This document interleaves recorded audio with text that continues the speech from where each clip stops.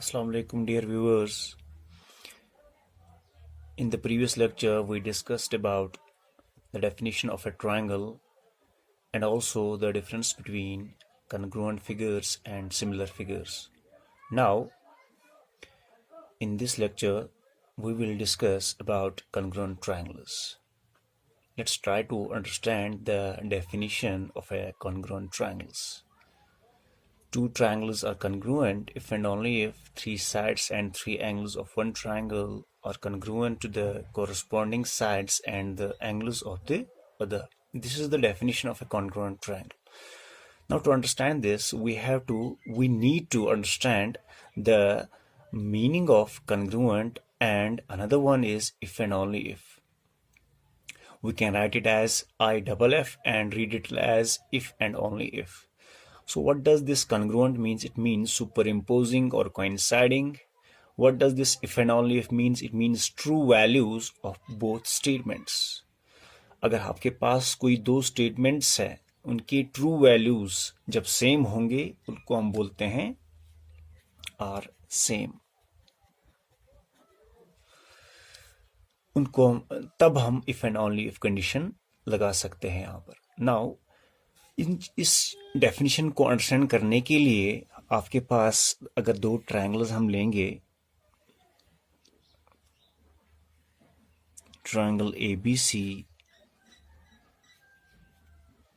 and we have another triangle here that is DEF.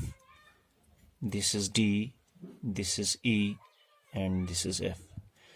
Now, ये दो triangles कब congruent होंगे?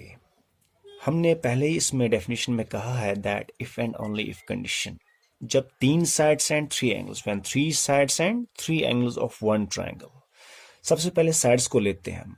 अगर AB का corresponding side, AB is the side of triangle ABC, इसका जो कॉरस्पॉन्डिंग साइड है that is DE. So AB जब बराबर होगा DE को, number one. Number two, BC इस ट्रायंगल का है, ABC का. इस यहां पर DEF का इसका कॉरस्पॉन्डिंग साइड कौन बनेगा? यहां पर अगर BC होगा तो यहां पर होगा EF. This are corresponding side. Alright. Another one is, अगर यहां पर AC है इस वाली ट्रायंगल का साइड, दैट इज AC, ये बराबर होगा DF को. एक तो ये चीज है when three sides and three angles. तो अगर हम यहां पर लेंगे एंगल A का ऑब्वियसली कॉरस्पॉन्डिंग एंगल कौन होगा? Angle D. एंगल B का कॉरस्पॉन्डिंग एंगल होगा angle E, and angle C का जो कॉरस्पॉन्डिंग एंगल होगा एंगल F होगा. दैट मीन्स मैथमेटिकली हम ये लिख सकते हैं that AB is equal to DE, BC is equal to EF, AC is equal to DF. एक तो ये चीज. Number second, that is three sides. दूसरा ये है दैट एंगल A कॉरस्पॉन्ड होगा, this angle A should be equal to angle D. That means इन दोनों के वैल्यूज इक्वल होंगे. एंगल B का जो वैल्यू होगा वही एंगल E का वैल्यू होगा. Angle B is equal to angle E, and angle C का जो वैल्यू है वो किसके बराबर होगा? एंगल F के. Angle C should be equal to angle F.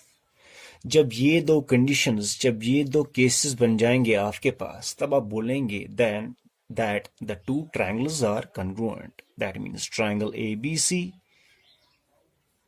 Is congruent to triangle DEF. In other words we can say, अगर हम इस ट्रायंगल को उठा ले, रखेंगे ट्रायंगल DEF पे, these will superimpose, these will coincide with each other. That means vertex A coincide करेगा vertex D को, vertex B coincide करेगा vertex E को, and vertex C coincide करेगा vertex F को. So this was about the definition of a congruent triangle. All right. Now, let's start with another thing, that is criteria for congruence. How the triangles are congruent, there are certain rules which we need to follow. That is SAS axiom number 1, SAS axiom number 2, ASA, number second angle side, AAS, number third SSS, that means side, side, side. Number 5th, RHS, that means right angle, H for hypotenuse, and S for side. We will understand these 5 rules, and we are here to prove them all. So at first, we will discuss SAS axiom. That is, what does this axiom mean? Axiom का मतलब क्या होता है? Axiom is a mathematical statement, a general mathematical statement which we need not to prove, which we will take for granted, जिसको prove करने की जरूरत नहीं है. So SAS हमारे पास एक axiom है जिसको हमें प्रूव करने की जरूरत नहीं है. तो बचे these 4 rules, ASA, AAS, SSS and RHS. We will prove these 4 rules one by one. But we will use this SAS axiom to prove all the 4 rules one by one. Alright? Now SAS का मतलब क्या होता है? S represents side, A represents angle, and S represents another side. Alright? Now SAS rule, that means if we take 2 triangles ABC and DEF, SAS rule कहता क्या है? That कोई भी 2 साइड्स अगर 2 ट्रायंगल्स के हम लेंगे but corresponding sides, that means अगर हम यहां पर साइड AB लेते हैं then definitely we have to take a side here, a corresponding side, that is DE, and this represents S. Now we have another S here. इस S के बीचों बीच A है, that means if I take another side here BC, इसका corresponding side क्या होगा? That is EF. So definitely there are 2 sides AB and DE. Corresponding AB का corresponding side है DE एंड BC का कॉरस्पॉन्डिंग साइड है EF. 2 sides हमने ले लिए. ऑलराइट, इनके बीचों बीच का जो एंगल है, we will not take any angle here. That means हम एंगल A और एंगल C नहीं ले सकते बिकॉज एंगल A और angle C is not the included angle of the 2 sides. तो हमें वो एंगल लेना है जो इन 2 साइड्स के बीचों बीच वाला एंगल होगा. That is definitely angle B. So angle B lies between the sides AB and BC. That is an included angle. Alright. तो angle B अगर इस triangle का angle B होगा तो इस triangle का कौन सा angle होगा? Definitely that will be angle E.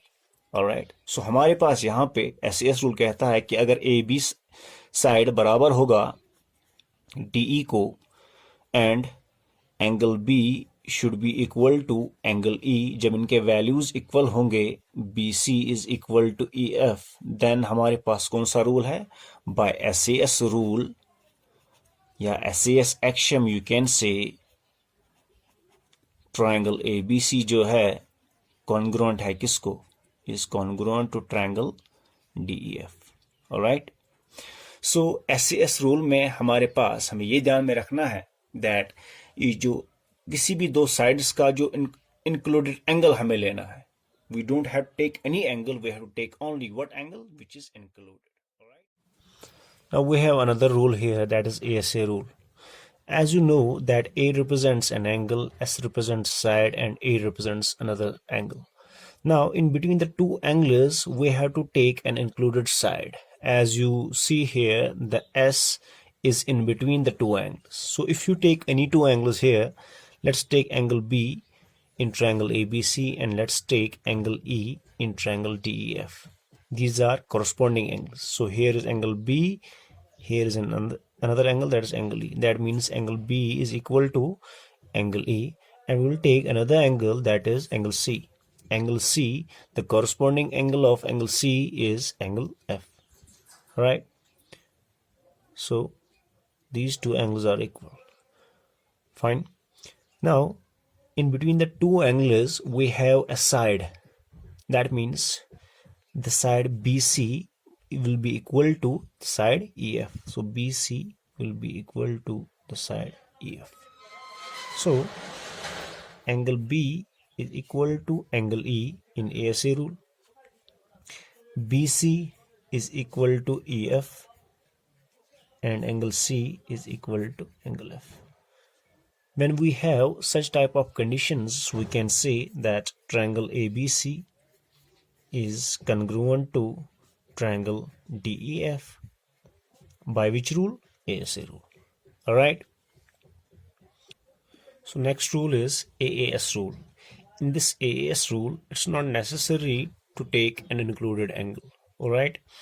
Now we have angle, then we have another angle, and then we have any side. All right, if you take any two angles here, say if we take angle A, the corresponding angle of angle A is angle D. That means angle A should be equal to angle D, and we have another angle, that is angle C. Angle C must be equal to angle F. Then we have a side. All right, so some may take BC and EF as a side, and some of you may take AB and DE as your side. It's your choice. All right, so it's not necessary in this case that you have to take some specific side.